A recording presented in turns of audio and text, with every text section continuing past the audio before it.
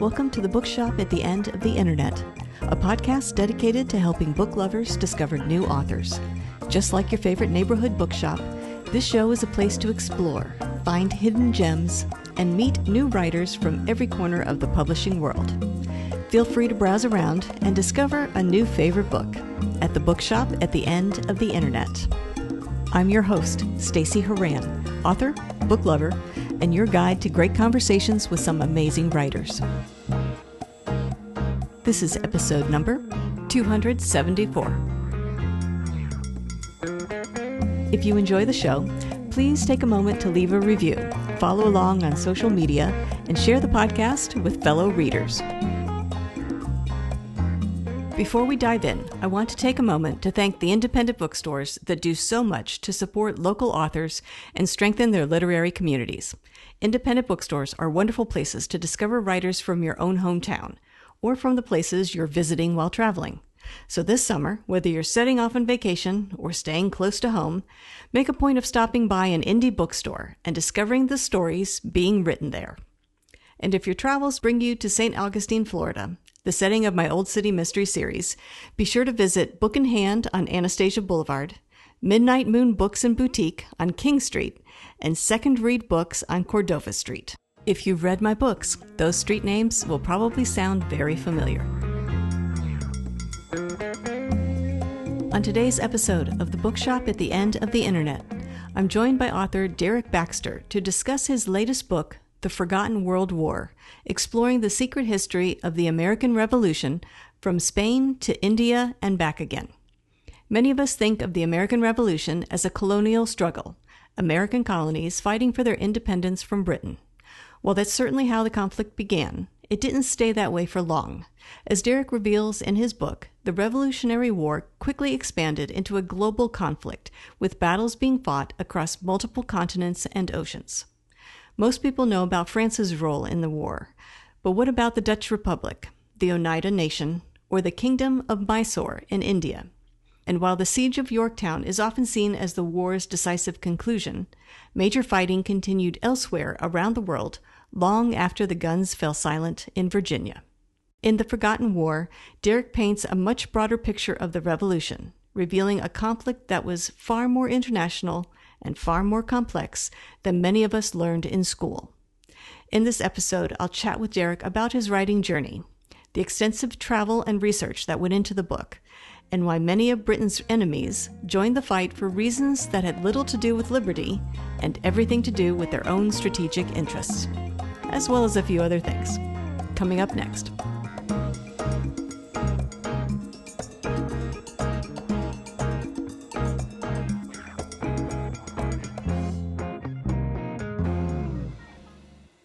Derek Baxter, thank you very much for joining me today on the podcast. Thanks for having me. I want to welcome you again for your second visit to the podcast. And this time we are going to talk about your brand new book, The Forgotten World War, exploring the secret history of the American Revolution from Spain to India and back again. So that's quite a title, and there's a lot to cover, but can you summarize what the book is about? And then let's talk about what inspired you to write it. Sure. The book is about how the Revolutionary War was actually a world war. And the fighting in America was a very important part, but it was just one theater of this world war. And there was fighting in the Caribbean and in Europe and in India. And this was a story that I really hadn't learned in school and just really surprised me, and one that I wanted to learn more about and understand how all of these other countries, France, Spain, the Dutch, and others were involved in this coalition against Britain. So for me, the way I love to, learn about things, find out about things, is often to have firsthand experiences and go there in person. So I traveled to a lot of the sites of this world war, the battlefields and places where diplomacy happened, and tried to talk to people to find out more about this kind of, I think, missing part of the story of the revolution. Let's start with the basics, because as you mentioned, there's more to this than we're normally taught in school. So people probably have at least a base knowledge of the Revolutionary War. And even within that, I'm sure there are some things that we generally get wrong, right? Some gaps in the basics of what we were taught or what we remember. That is different from what you're talking about here, this sort of secret history.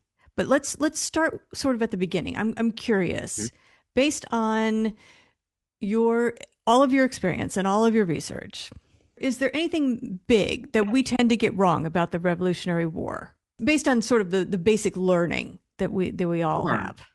I think what we often don't understand is that it was a global conflict, and it started as a struggle, colonial struggle here in the 13 colonies and the American grievances, but it expanded very quickly, and that's because we, the Americans, were taking on the superpower in the form of the British, and we were just not equipped to do so. We didn't have the gunpowder, we didn't have cannons, we didn't have military engineers, and most of all, we didn't have a navy to take on the British Navy. And so we were dependent on getting other countries into the war, France and Spain most prominently, but others fought as well. And to turn it into something much larger, so Britain was pinned down in different areas of the war. So I think that's one of the kind of missing links that we don't see. So we're focused on the fighting here, which obviously was a very key part of it, but that so much more happened, and often on a much greater scale. These armies and navies clashing in other parts of the world,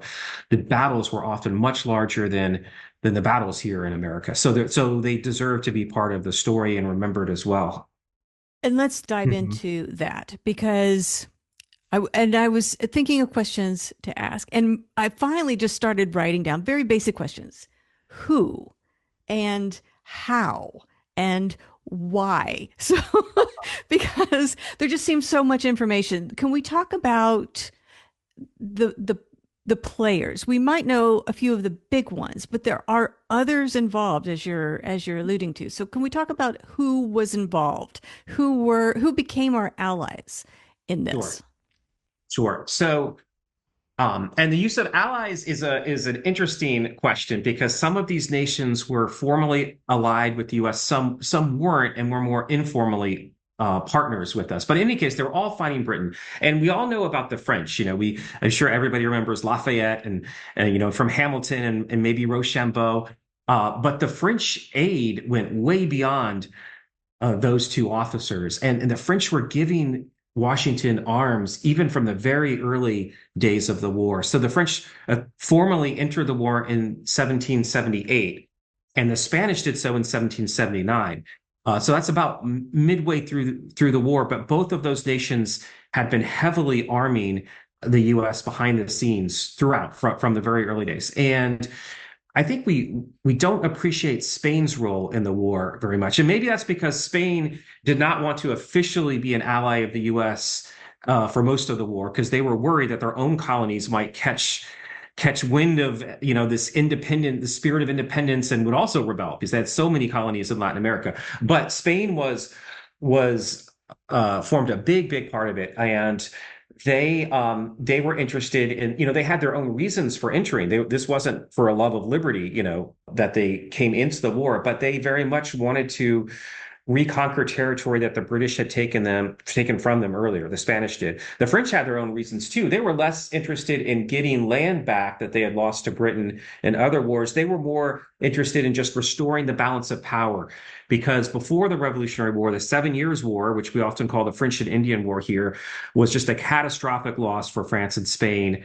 And they wanted to kind of turn the tables. France felt like their influence in Europe was at a real low point, and they want to reverse that. So they had their own reasons for coming in, but once the French and Spanish came into the war, it completely changed the equation. One example I could give you quickly is we think of Washington and his men suffering at Valley Forge in the winter of 1777 to 78. It was desperate. Men were starving. And the British are sitting right there, very close to Valley Forge in Philadelphia, well fed, enjoying the capital. And everybody expected this in the spring, the British would just march out and wipe out the rest of Washington's forces. Instead, they evacuated. The British did. And it was because the French had entered the war. And now the Redcoats, a bunch of them, 5,000 of them had to be shipped down to Jamaica to protect British islands. They didn't want to lose Jamaica. Philadelphia was fine, but they were much more interested in Jamaica, which produced all this sugar and was immensely profitable. So it just changed the whole war aims of all the countries involved and kind of changed the geopolitical dynamics of what would happen in the rest of the war. And so those were sort of earlier Yeah. entrants, but there are other lesser known Yes. entities. Yes. Yes. So the French and the Spanish were the most involved in terms of soldiers, ships, resources. But there were three other nations that I highlight in the book. And one is the Oneida Indians, located in upstate New York, Iroquois nation, a Haudenosaunee nation. And many of the other Iroquois nations chose to ally with the British, but the Oneida actually threw their lot in with the Americans, the Patriot side, and helped in the Saratoga campaign and served as scouts and warriors and were present at many battles during the Revolutionary War. So I thought that was an important group to highlight.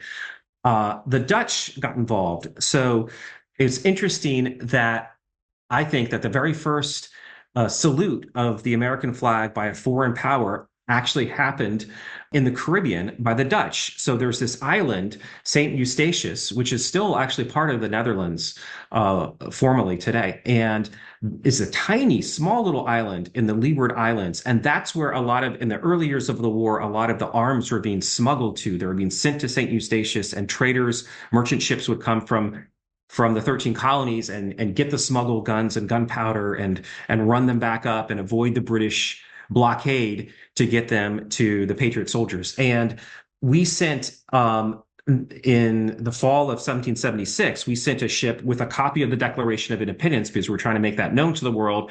And also we wanted guns. And so we sailed into, the Americans sailed into St. Eustatius, and they fired off a cannon salute the first time we had been recognized. And the Dutch would not become officially into the war until very late, but eventually they would be, because all the smuggling was kind of behind the scenes, obviously, but they later entered the war. And then the final nation that I highlight in the book is the Mysore Kingdom of India. And this definitely wasn't on anyone's radar when they're reading about the Revolutionary War. At least it wasn't on mine, for sure.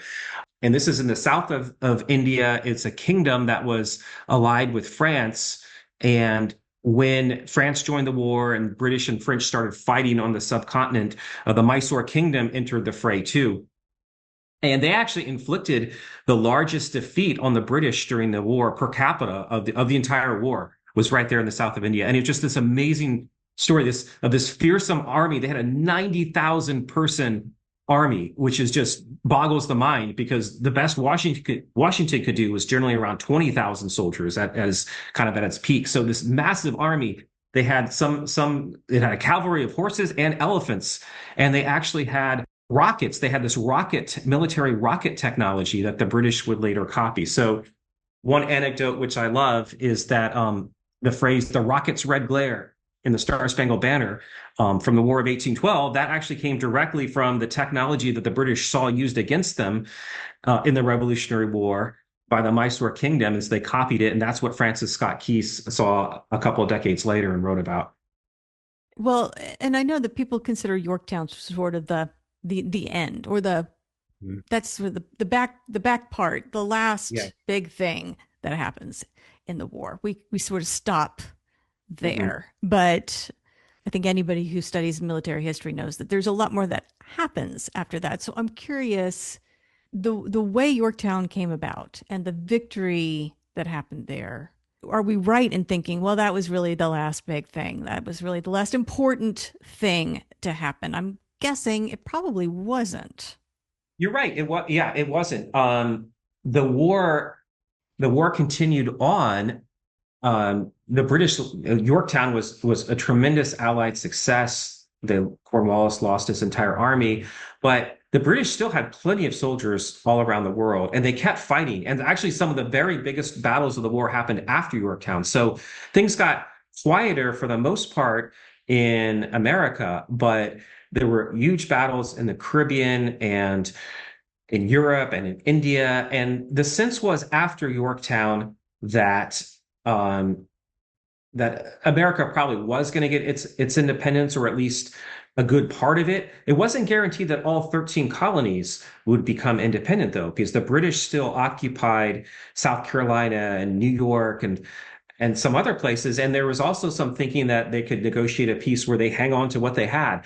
So the war continued, and yes, our history books often jump from Yorktown to then the Treaty of Paris, but there was a lot of action going around the rest of the world in the rest of the world at the time.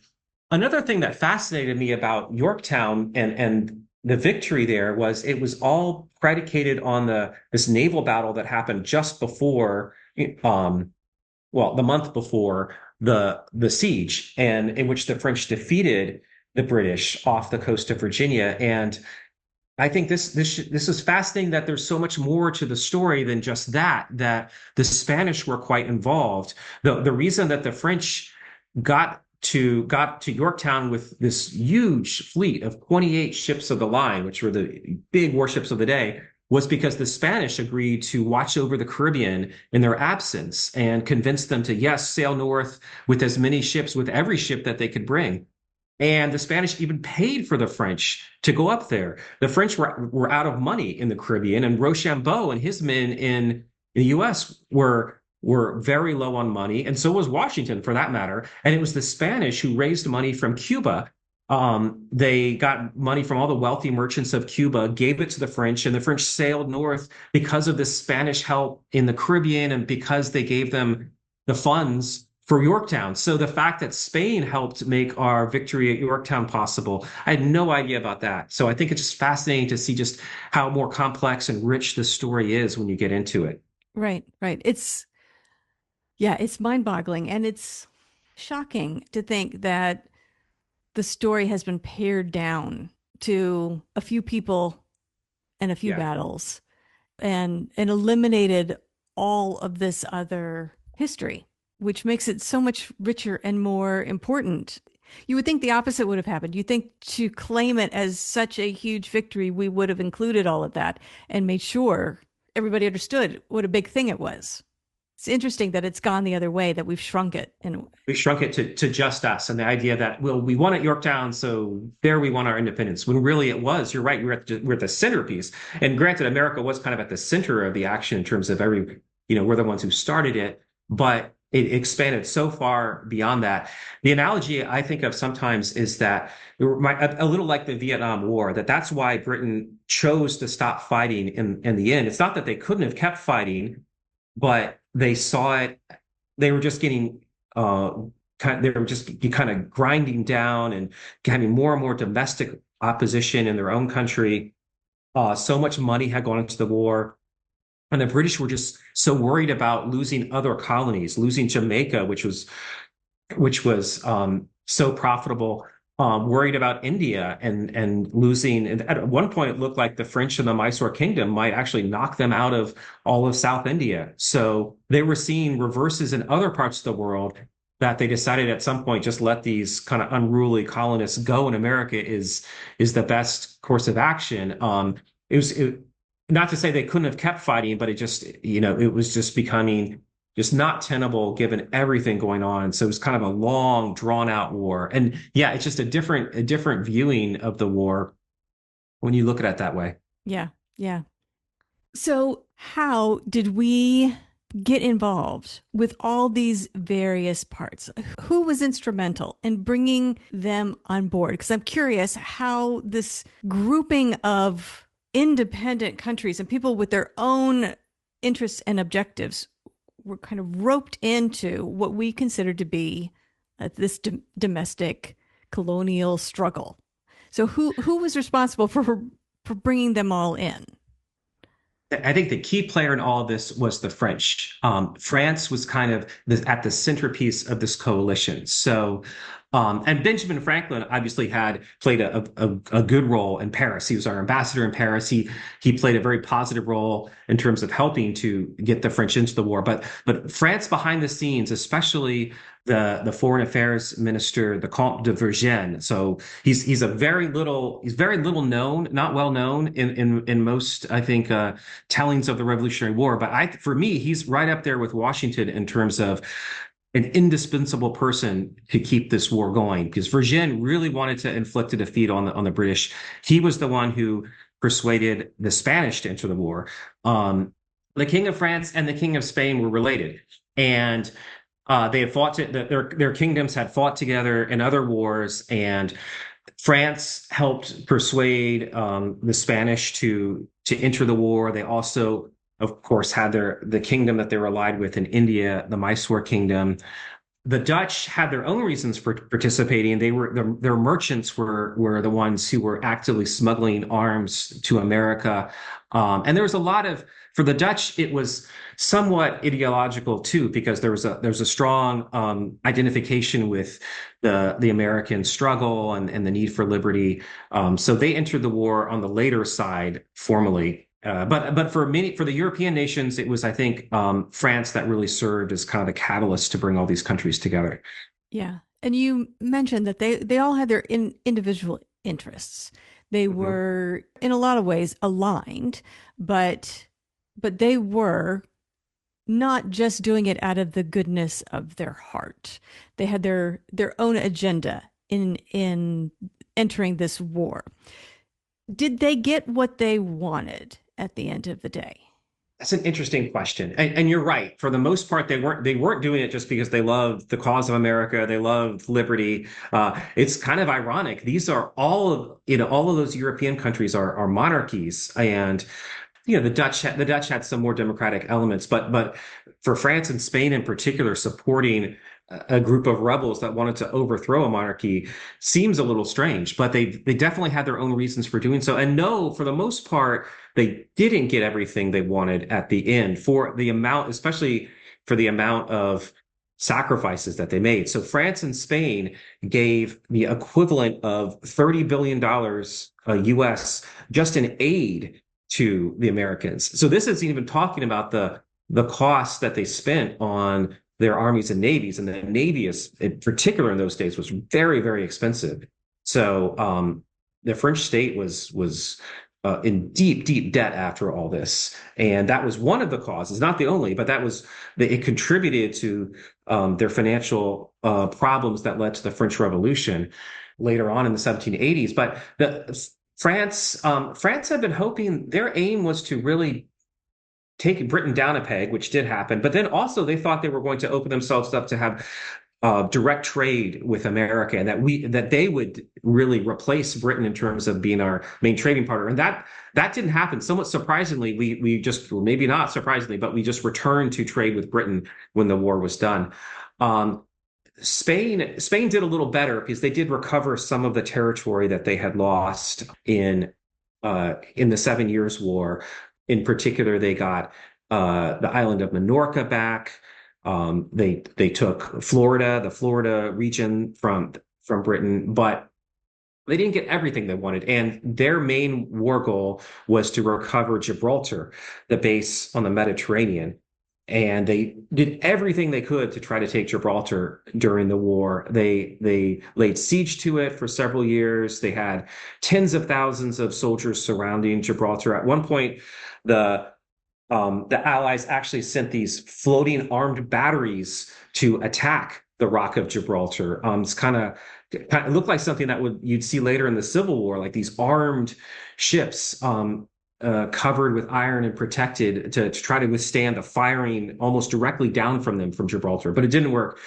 And they never did get Gibraltar back. Today, of course, it remains British. Right, right. Why do you think we, the US as a nation, have forgotten? And I use that sort of in quotes. Why do you think we have forgotten this part of the history of the Revolutionary War? It's it's difficult to say, but it is very underappreciated, and I think it's frankly that over the many centuries it's turned into a story just about the Americans, and we forgot just how connected and interdependent we were with all of these other nations. The interesting thing I found was that if you read a history of the American Revolution in the year, say, 1800, you would have known all about the global aspect of it. So actually, that's what sparked my book this whole project to begin with. I read a history written in 1805. It was actually written even earlier, but it was published in 1805 by Mercy Otis Warren, really the first female historian in the United States. And she had this unparalleled access to a lot of the players of the revolution. She knew Washington and Jefferson and Lafayette and others. And and she wrote all about, just very matter of factly, about some of the same battles that I'm talking about in Central America. And she wrote about India, all just as part of the Revolutionary War. And mind you, these are not battles just that happen to be taking place at the same time as the Revolutionary War. They're all tied together as part of the same war. But over time, certainly that was in 1805. Certainly by the time I was reading histories, in my school book, they weren't talking about any of this. And I think part of it has just been the story's been redirected towards America. The role of the French is, the French are still mentioned for sure, but I think it's probably still underappreciated just how critical the French were. Even at the Siege of Yorktown, there were the entire Navy that won the battle right before the siege was French, and there were more French soldiers there than Americans. So, not to you know, denigrate the role of the Americans, which was important, but the French were just incredibly critical to all this. So, it's that role has been reduced. The role of the Spanish, I think, they started to drop out of the story in the 1800s, particularly as the United States clashed with Spain over Mexico, and later in the Spanish-American War, and Spain became a real rival. And the fact that just kind of their key role in the Revolutionary War just started to drop out. And but it happened, and I think it's a shame, because I think we should remember everything just as it happened. Even at the time, this was interesting, say, of the Oneida Indians who fought alongside us. Lafayette made a return trip to the United States in 1824 to 1825. He was an old man. He was one of the last surviving officers from the war, and he made this grand tour. He went to every single state we had in the Union, and he went to upstate New York, and he had bonded with the Oneida. He had fought alongside the Oneida, and he went to this place. He remembered being at a campfire with the Oneida, and he went up to Oneida, New York, in that area, and said, "Wait a minute, where are the Oneida? They're not here." And so many of them had been displaced and lost their land. And the townspeople hosting him didn't even know about the story. They were kind of embarrassed. So just 50 or so years after it happened, that part of the story had already been obscured. So it's a shame. So we're hoping, I'm hoping, I was just so excited to learn about all this stuff, and I'm hoping that other people can learn some of it as well. Right. As far as you know, did these other nations, these other players who were involved, did they forget as well? We have narrowed the focus and shrunk the story. Did they sort of erase their participation in it as well, or is it still very much a part of their history? I was happy to see that it's remembered still in the places I went to. And there's definitely a lot of pride. So the Oneida I think, are rightfully proud of being America's first allies, and you can visit their cultural center in Oneida, New York. I went up there for the book, and they have, they have great displays on that. The Dutch in the Caribbean also remember the first salute. They recreate it every year. So I went down there to witness that, and that was just a really amazing experience. They have kind of a replica cannon firing off the shots, and they have a lot of speeches and music and dancing, and is kind of a carnival type atmosphere. So that was just a lot of fun to experience. I think Spain also is proud of their role and wants it to be recognized more. And so one of the things I did for the book too was travel there to where one of the real Spanish heroes of the revolution is from, this little town in Andalusia, in the mountains, from the village of Machara Villaya is what it's called. And his name was Bernardo de Galvez. Galveston, Texas is named after him. He was the governor of Louisiana, which was still Spanish. It wasn't French at that time. And he had all these successful attacks on the British, and he took Pensacola, Florida, which was just a key battle. And I could get into the whole strategy of why that's key, but nonetheless, he had all these successes for Spain. And every year, the little town where he's from has a 4th of July ceremony and pageant, which seems kind of crazy to think about. But we went there. I went there with my family. And so just so funny to be there on the 4th and it's just very American. And they've got the American flag, and they had reenactors recreate the Siege of Pensacola, and you can get American food like hot dogs and cotton candy, and it's just great. So I'm not saying like all of Spain remembers it that well, but I think there's certainly pockets here and there where people still remember their country's role in the war. Yeah. Well, let's talk about your research because this Mhm. was, as you mentioned, more than just kind of combing through some history books and putting it all together. So how far did you go? I mean, how much of a deep dive? What actual historical records did you have to uncover to put the timeline together and the pieces together and the players on the board? How far did you have to travel to find the details of this participation? I'm curious what it entailed and how long it took you.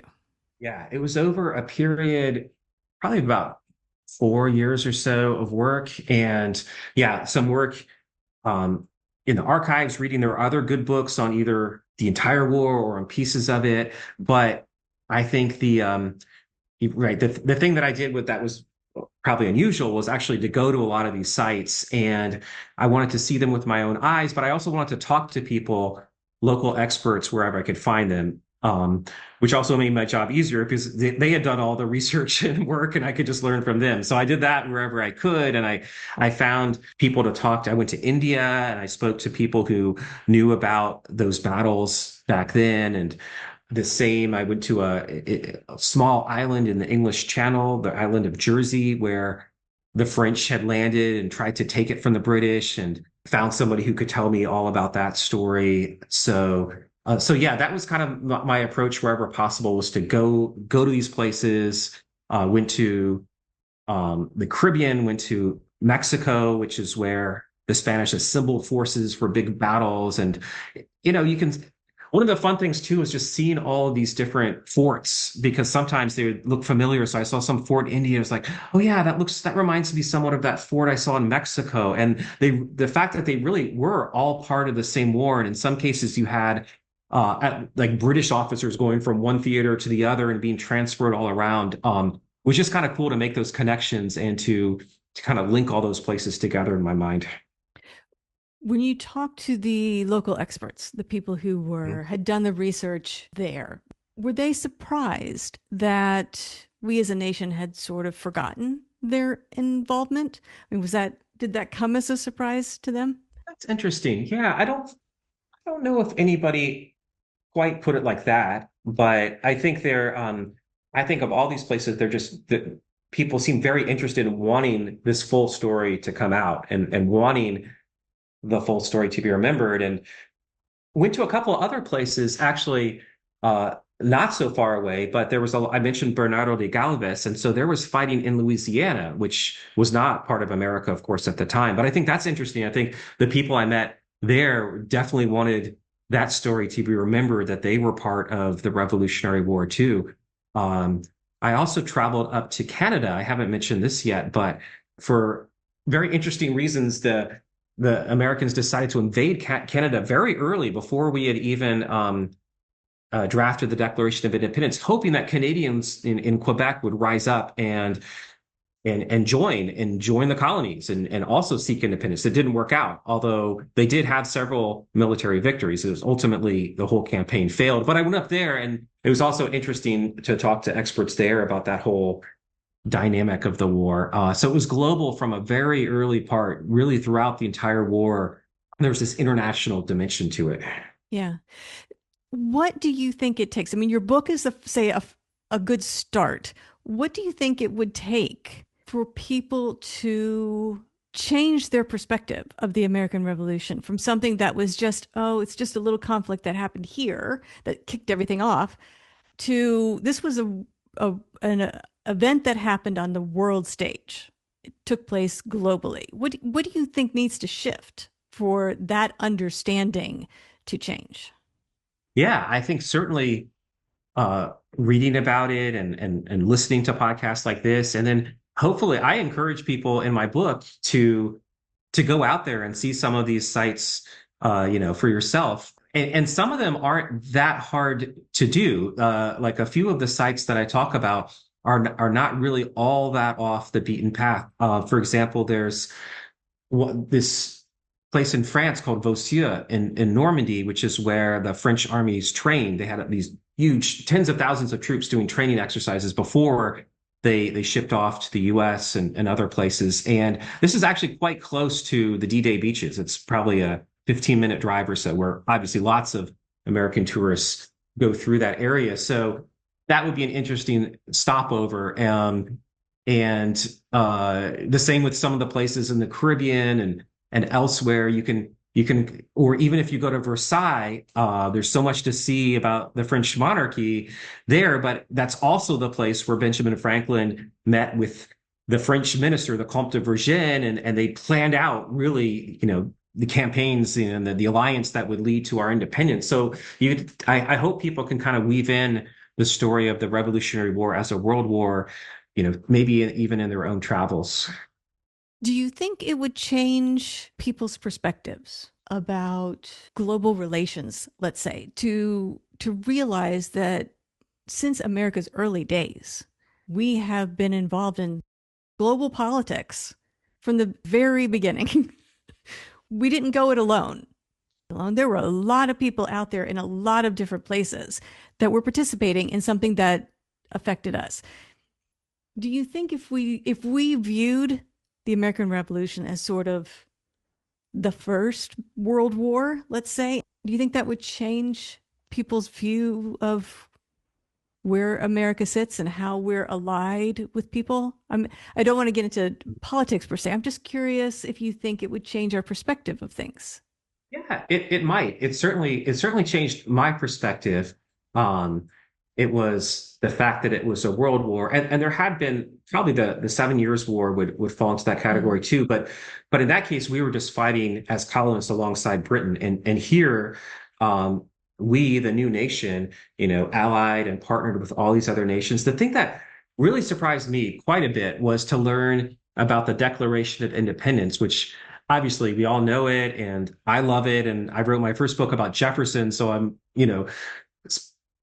so interested in the Declaration, but I just did not appreciate until now that it was for a foreign audience almost as much as for the domestic audience, that it was in effect a cry for help. And that was one of the real reasons we went to all the trouble of drafting this formal document, which countries didn't always do when they were rebelling. But we really wanted this legally viable document to say, look, we are a real nation, because France and Spain wouldn't partner with like an unofficial group of rebels that, they really, they, for protocol purposes and diplomatic purposes, they needed to be dealing with another nation. And if you look at, Richard Henry Lee, he was the delegate from Virginia who put forth the resolution for independence. And in his correspondence before doing this, he was talking to other friends who were just saying, yes, we need this to become independent.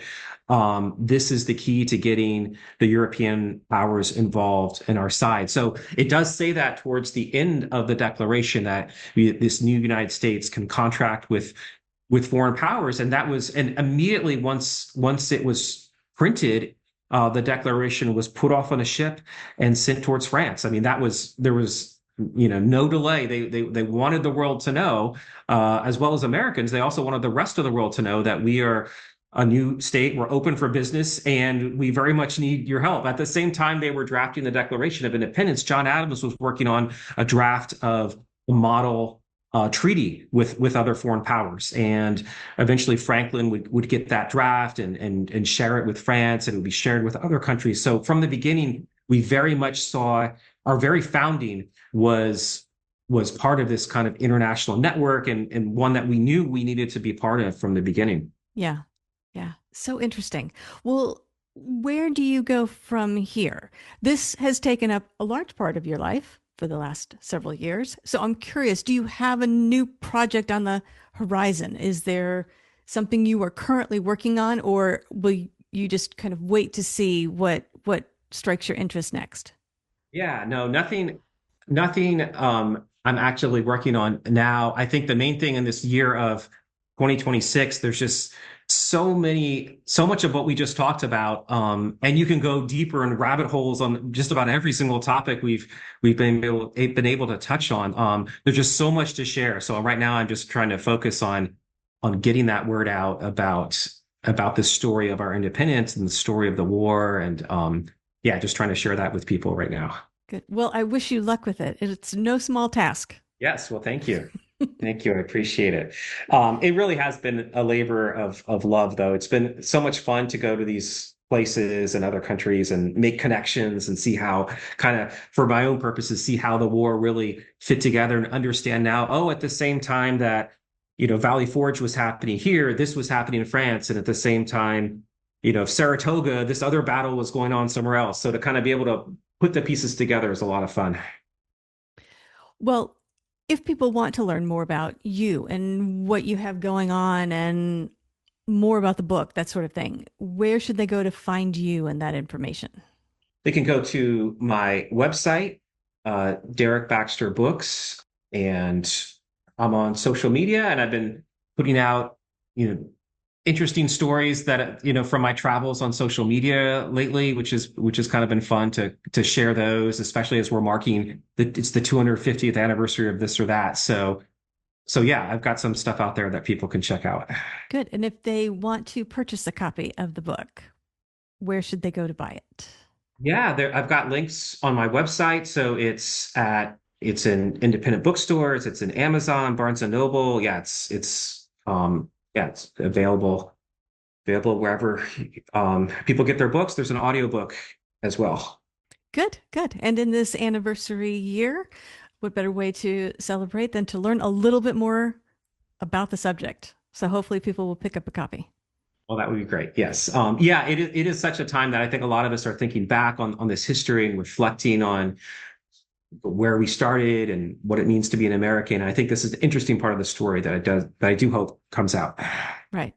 Well, Derek, I want to thank you very much for joining me again today on the podcast. And I want to wish you luck with, let me get this title right, The Forgotten World War, Exploring the Secret History of the American Revolution from Spain to India and back again. So congratulations on everything you've accomplished so far, and best of luck with the rest of your writing journey. Thank you so much. Thank you for listening to The Bookshop at the End of the Internet. This podcast is all about helping readers discover new voices. This show brings you into conversation with authors from every corner of the writing world, and each of them has a story worth hearing.